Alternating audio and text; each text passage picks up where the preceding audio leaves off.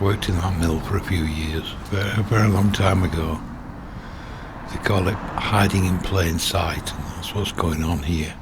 Plain fields in Halliwell, about not even a mile north of the town centre. The Knights Hospital there of St John of Jerusalem had a headquarters, a preceptory in the late 12th century. North Bolton, we think he was here on this grass. There's crop marks in the turf when it parches, in the shape of a building.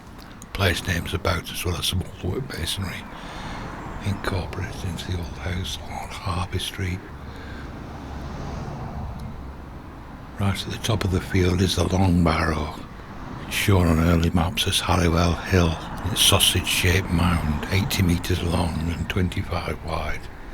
I call it the Toot of the Long Barrow. When I found the forecourt 25 years ago, the closure wall was intact, and I have some photographs of it then.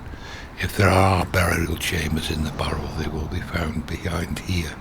It's the tomb of my ancestors. The Long Barrow is at the top of an escarpment and would have been very prominent. What was Riverine Meadow is now very busy dual carriageway. We call the Ring Road. Scrambling down on the northern side, we find what is known as Revetment Wall that enclosed the mound and is now protected by moss.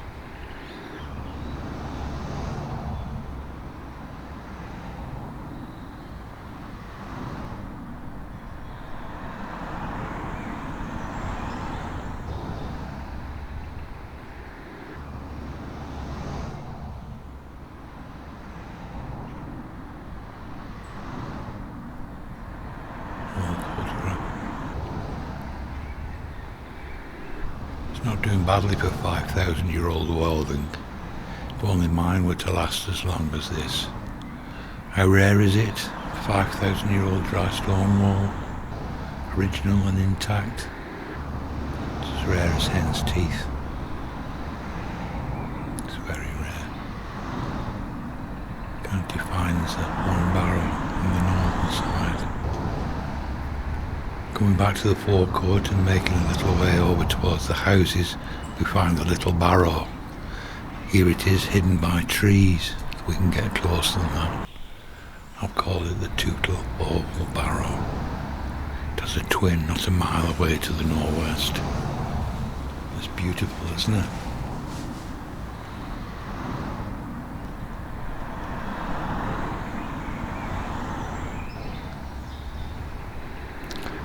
I don't know which came first, the oval or the Long Barrow. There is perhaps a hint of an enclosing ditch around the old barrow on LiDAR.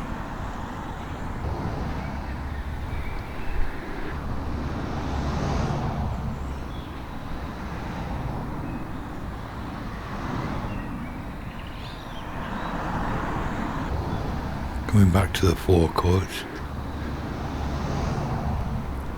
on the hillside below the Long Barrow are two springs, one fresh, one ferruginous.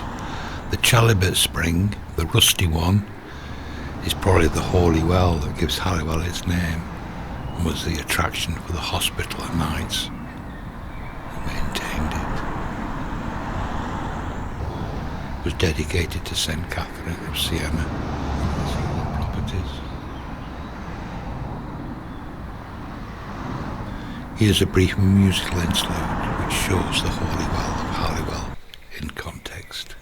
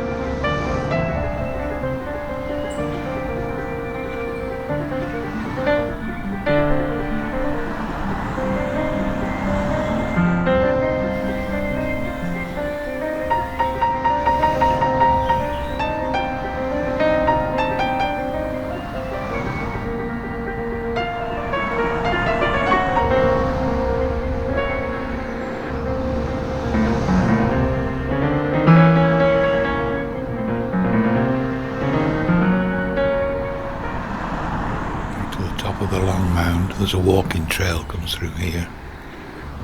It has a ground view out over the moors. Far away through the trees is another long barrow called Priest's Crown. It's an earthen long barrow, no chambers, and is beside what was a moderately sized Neolithic earthers. At the western end of the two-till long barrow is another mound attached to it, almost at right angles. On the old map it's called Sunnybank, and my dial shows it to be an ancient bank barrow. It's about 150 metres long and tapers down to the end near the bottom of the field.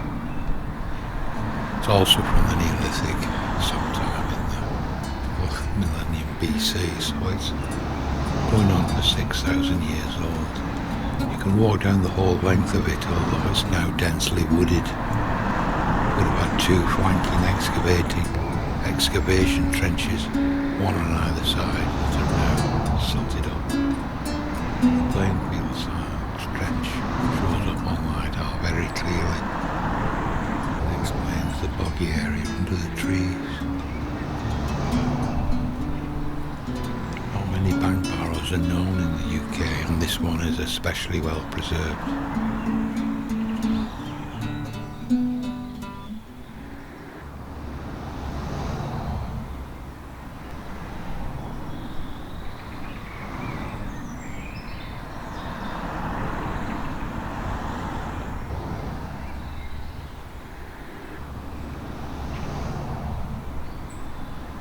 The best remaining bank barrow known anywhere. For that we should thank the Hospitaller Knights, who have survived and are now called simply St John Ambulance.